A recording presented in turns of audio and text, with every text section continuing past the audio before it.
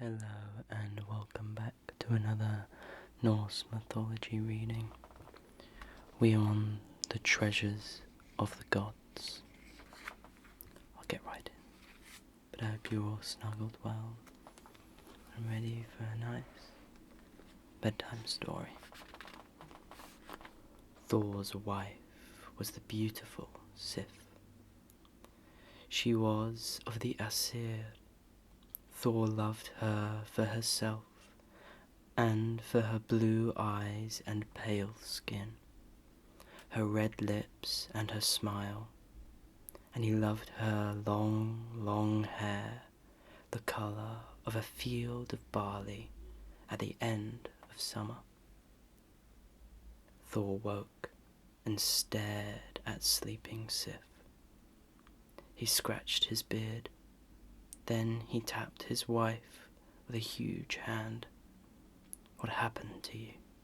he asked. She opened her eyes, the colour of the summer sky. "What are you talking about?" she asked, and then she moved her head and looked puzzled. Her fingers reached up to her bare pink scalp and touched it, exploring it tentatively. She looked at Thor horrified. "My hair," was all she said. Thor nodded. "It's gone," he said. "He has left you bald." "He?" asked Sif.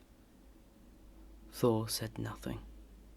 He strapped on his belt of power Megnjord, which doubled his enormous strength. "Loki," he said. "Loki has done this." "Why do you say that?" said Sif, touching her bald head frantically, as if the fluttering touch of her fingers would make her hair return. "Because," said Thor, "when something goes wrong, the first thing I always think is it is Loki. It saves a lot of time."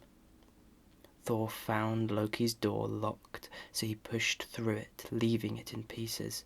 He picked up Loki and said only, "Why?" "Why what?" Loki's face was the picture of perfect innocence. "Sif's hair.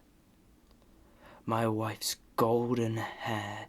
It was so beautiful. Why did you cut it off?" 100 expressions chased each other across Loki's face, cunning and shiftiness, truculence and confusion. Thor shook Loki hard.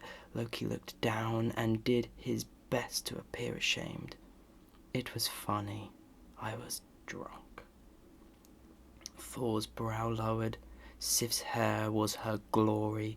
People would think that her head was shaved for punishment, that she did something she should not have done, did it with someone she should not have. "Well, yes, there is that," said Loki. "They will probably think that, and unfortunately, given that I took her hair from the roots, she will go through the rest of her life completely bald." "No, she won't." Thor looked up at Loki, whom he was now holding far above his head, with a face like thunder. "I am afraid she will. But there are hats and scarves. She won't go through life bald," said Thor, "because Loki Laufrey's son.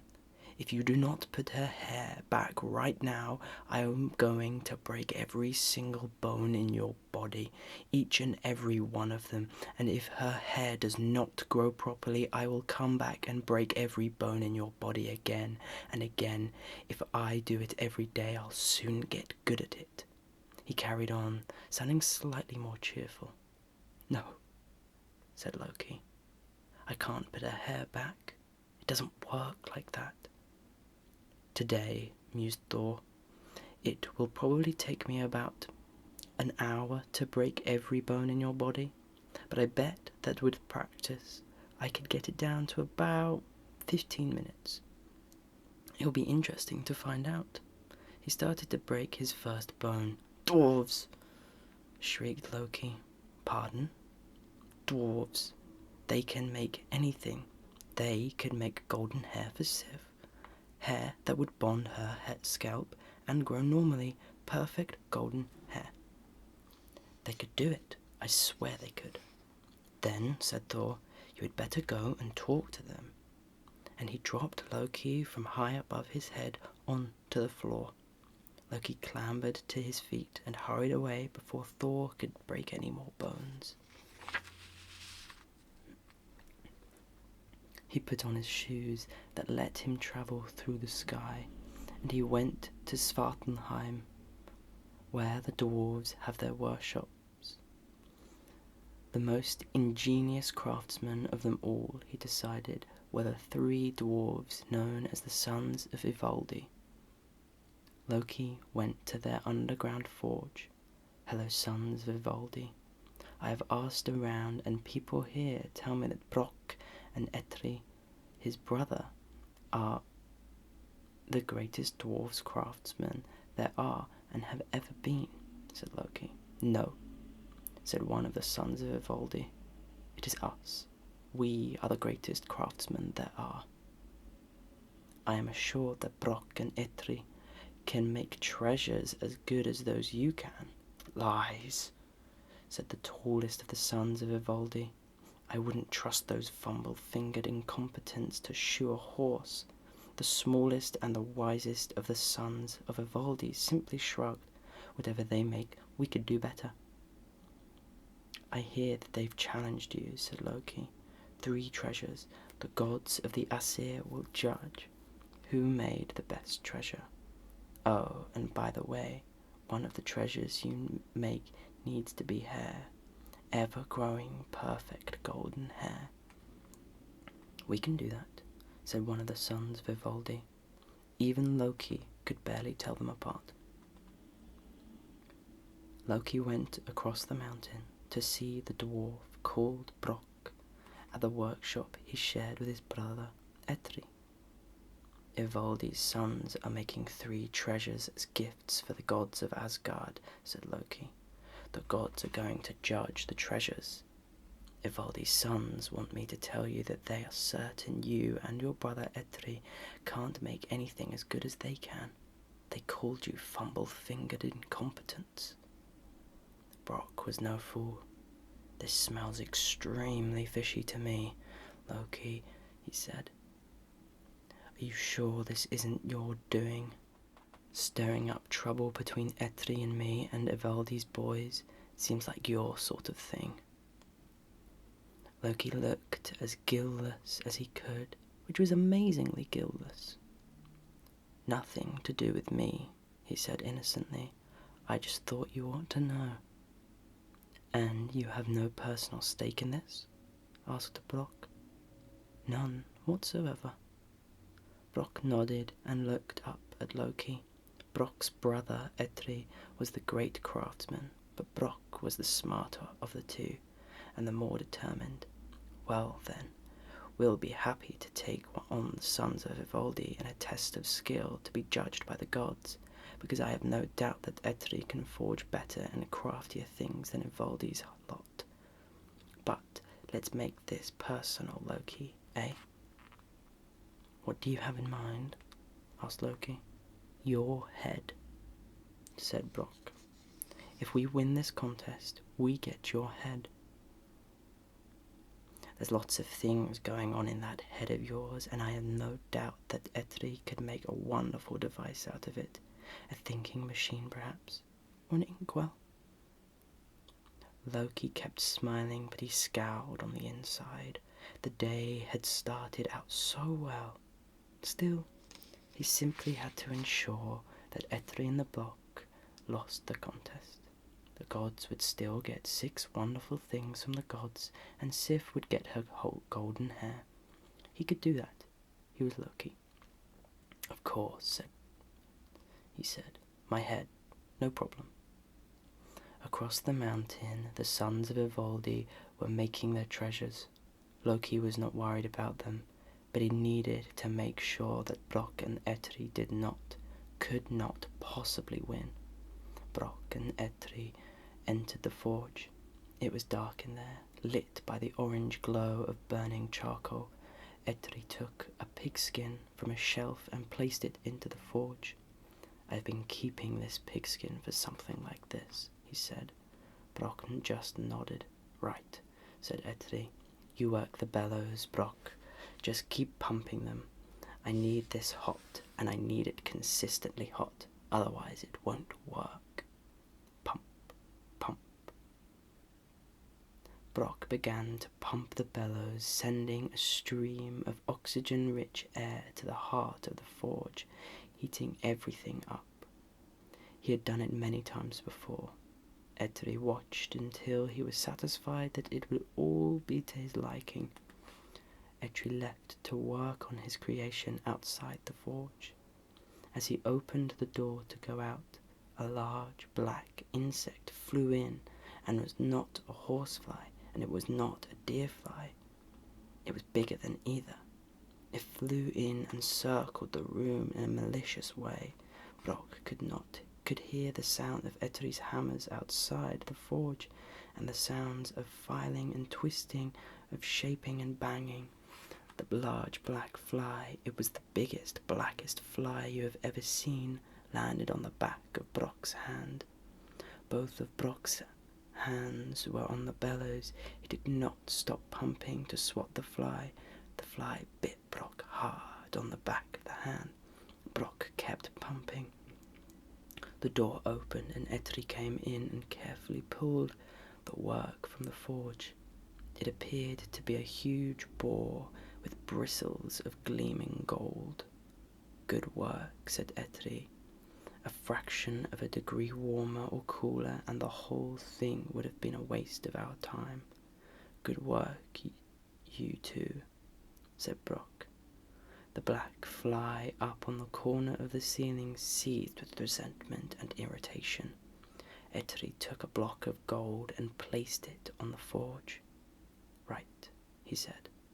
"This next one will impress them. When I call, start pumping the bellows, and whatever happens, do not slow down or speed up or stop. There's fiddly work involved." "Got it," said Brock. Etri left the room and began to work. Brock waited until he heard Etri's call, and he started to pump the bellows. The black fly circled the room thoughtfully, then landed on Brock's neck. The insect stepped aside daintily to avoid a rivulet of sweat, for the air was hot and close in the forge. It bit Brock's neck as hard as it could. Scarlet blood joined the sweat on Brock's neck, but the dwarf did not stop pumping. Etri returned.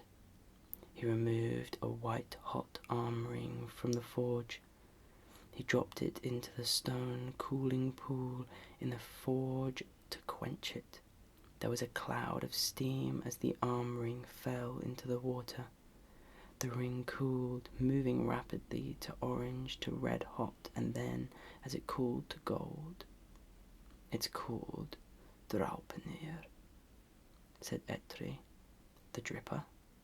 That's a funny name for a ring," said Brock. "Not for this one," said Etri, and he explained to Brock what was so very special about the arm ring. "Now," said Etri, "there's something I've had in mind to make for a very long time now, my masterwork. But it's even trickier than the other two. So what you have to do is pump and don't stop pumping," said Brock. "That's right," said Etri. "Even more than before. Do not change your pace, or the whole thing will be ruined." Etri picked up an ingot of pig iron, bigger than any ingot of the black fly that the black fly, who was Loki, had ever seen before, and he hefted it into the forge.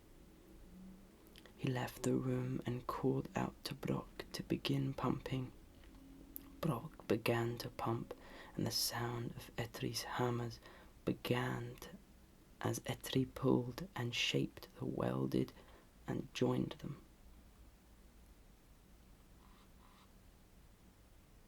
Loki in fly shape, decided that there was no more time for subtlety. Etri's masterpiece would be something that would impress the gods, and if the gods were impressed enough, then he would lose his head. Loki landed between Brock's eyes and started to bite the dwarf's eyelids. The dwarf continued to pump his eyes, stinging. Loki bit deeper, harder, more desperately. Now blood ran from the dwarf's eyelids into his eyes and down his face, blinding him. Brock squinted and shook his head, trying to dislodge the fly. He jerked his head from side to side. He contorted his mouth and tried blowing air up at the fly. It was no good. The fly continued to bite, and the dwarf could see nothing but blood. A sharp pain filled his head.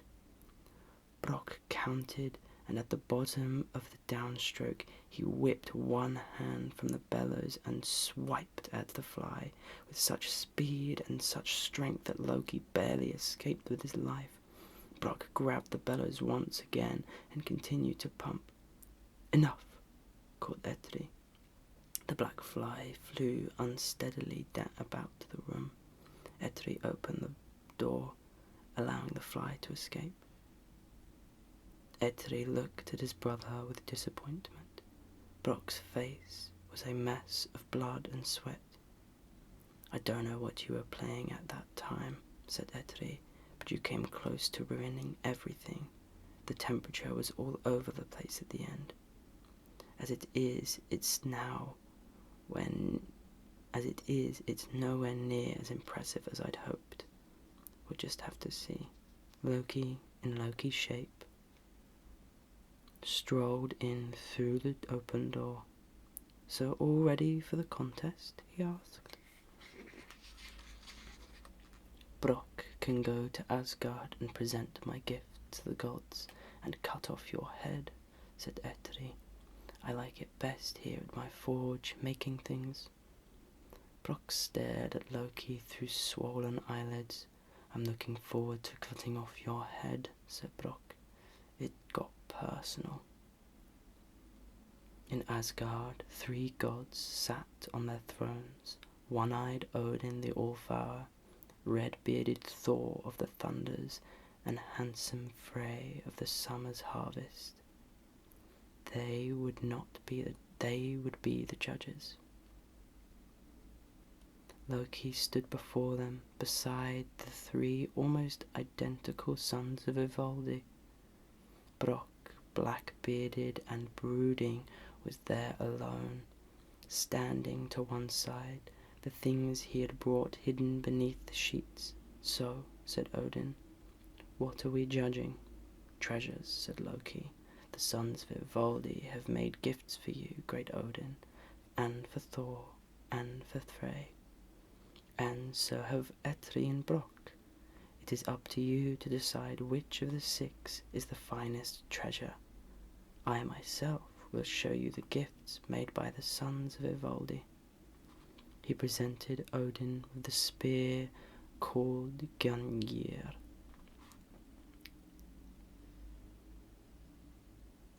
It was a beautiful spear, carved with intricate runes. "It will penetrate anything, and when you throw it, it will always find its mark," said Loki. Odin had but one eye after all, and sometimes his aim could be less than perfect. And just as important, an oath taken on this spear is unbreakable. Odin hefted the spear. "It is very fine," was all he said. "And here," said Loki proudly, "is a flowing head of golden hair, made of real gold. It will attach itself to the head of the person who needs it, and grow and behave in every way as if it were real hair, 100,000 strands of gold." "I will test it," said Thor. "Sif, come here."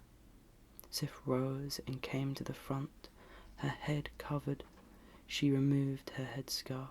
The gods gasped when they saw Sif's naked head, bald and pink, and then she carefully placed the dwarf's golden wig on her head and shook her hair.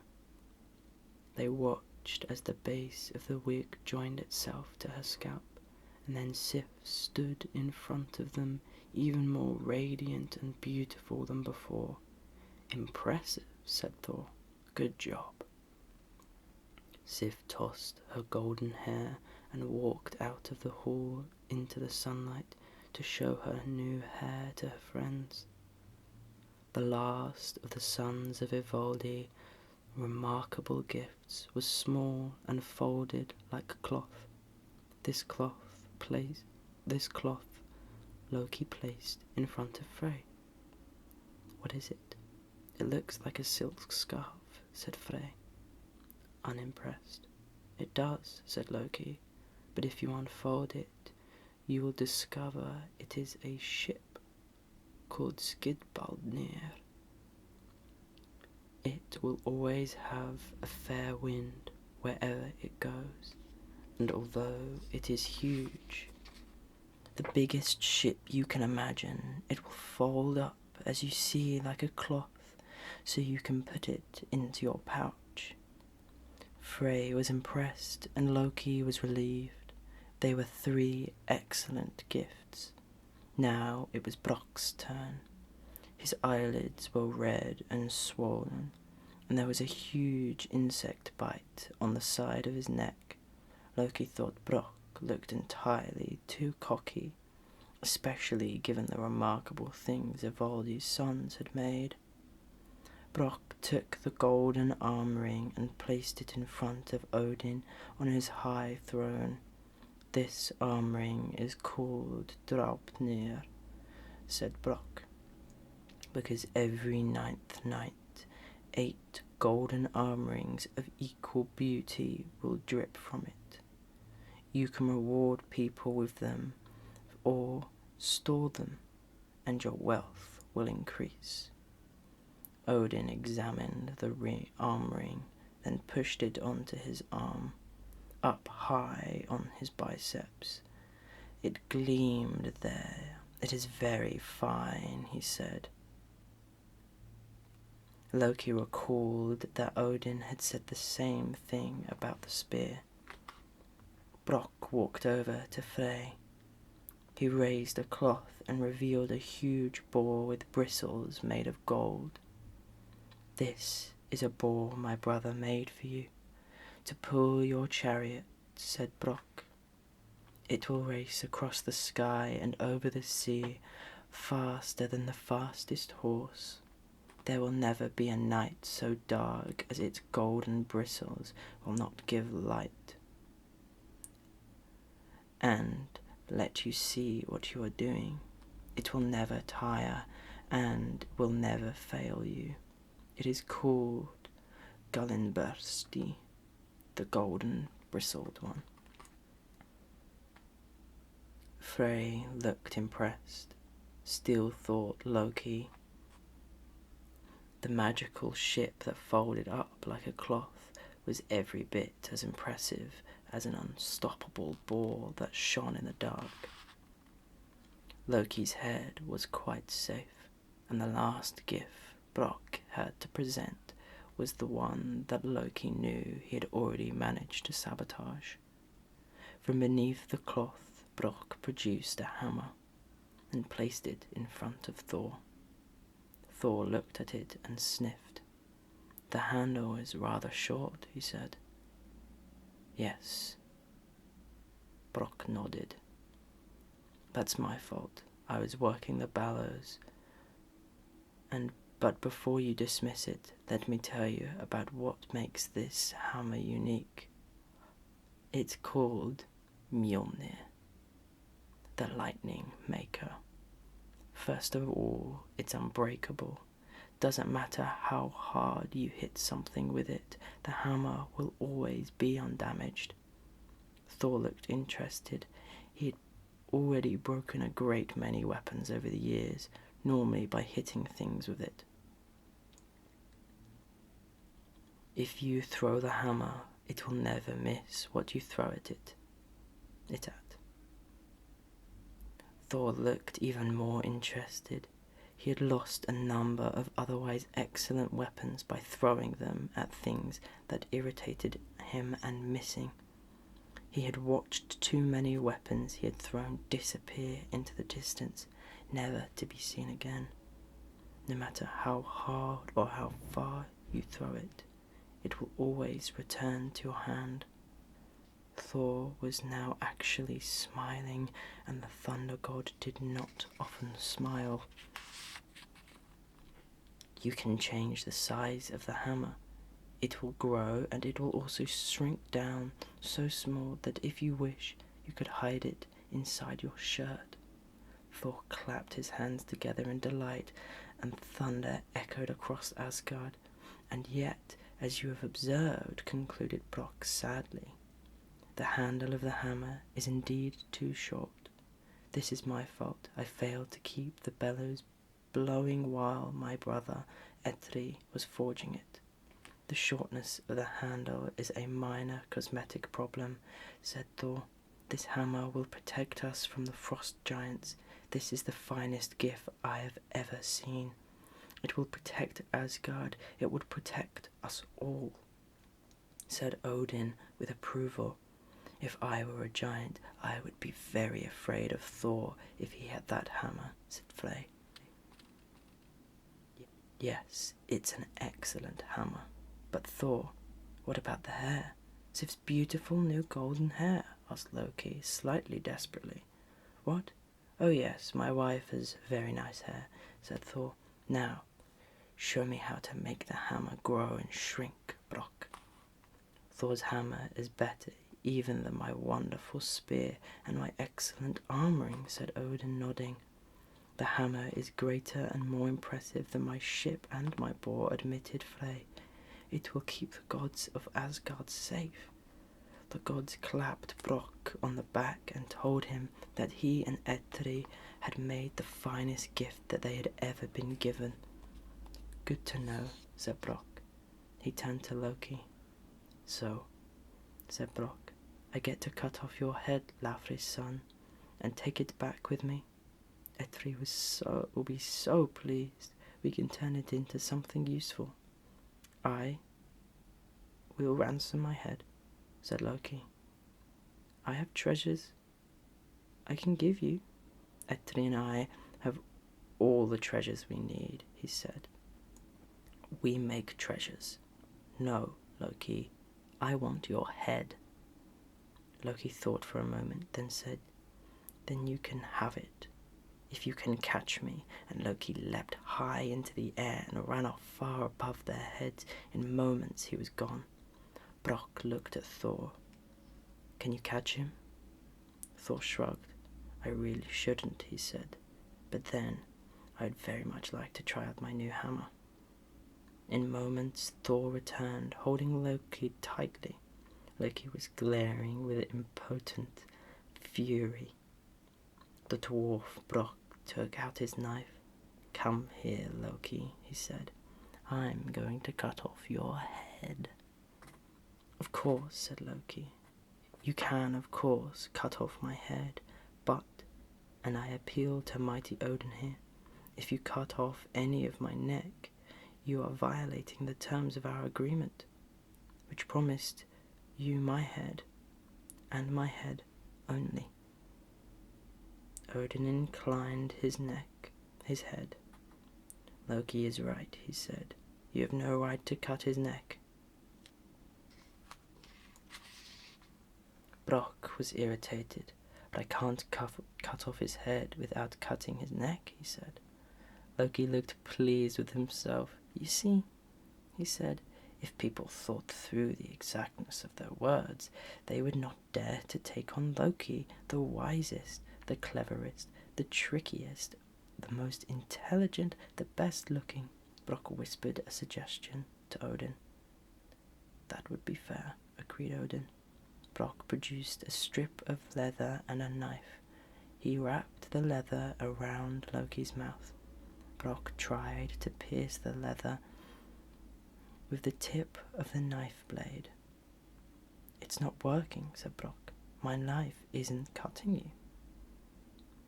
I might have wisely arranged for protection from knife blades, said Loki modestly, just in case the whole "you can't cut my neck" ploy did not work. I am afraid no knife blade can cut me. Brock grunted and produced an awl, a pointed spike used in leatherwork, and he jabbed it through the leather, punching holes through Loki's lips. Then he took a strong thread and he sewed Loki's lips together with it. Brock walked away, leaving Loki with his mouth sewn up tight, unable to complain. For Loki, the pain of being unable to talk hurt even more than the pain of having his lips stitched into the leather. So now you know, that is how the gods got their greatest treasures. It was Loki's fault. Even Thor's hammer was Loki's fault. That was the thing about Loki. You resented him even when you were at your most grateful, and you were grateful to him even when you hated him the most.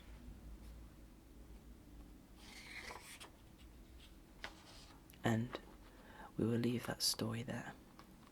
The next story, next week, is The Master Builder. I'm familiar with this story. If you have played Assassin's Creed Valhalla, you will also be familiar with this story. It's, I think, a very significant story in the Norse sagas. And if the Assassin's Creed game is true, it has a lot of links towards Loki's child, Fenrir, the wolf, giant wolf, that is said to slay Odin. But until then,